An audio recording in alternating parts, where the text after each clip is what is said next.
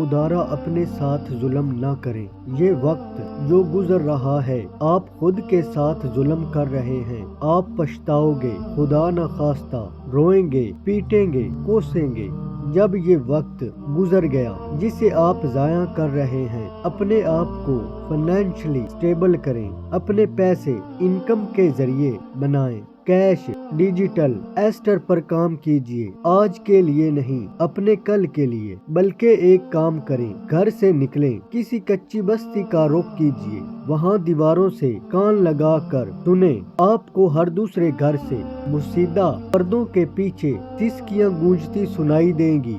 باہر نکلیں، روڈ پر اپنے آگے پیچھے دیکھیں، آپ کو کچھ بوڑھے نظر آئیں گے جن کی ہڈیوں میں اب جان نہیں، جو سیدھے چلنے سے قاصر، سلام لیتے وقت بھی جن کے ہاتھ کپ کپاتے، وہ پیٹ کے ہاتھوں مجبور، ذمہ داریوں کے بار تلے دبے مزدوری کرتے نظر آئیں گے۔ کام ڈھونڈتے تو کہیں مانگتے تانگتے دکھائی دیں گے۔ کسی سرکاری سکول یا مدرسے میں جائیں، وہاں آپ کو کچھ بچے نظر آئیں گے جن کے کپڑے گھسے ہوئے، آنکھوں میں اداسی، چہرے اترے ہوئے، شوز پھٹے پرانے ہوں گے۔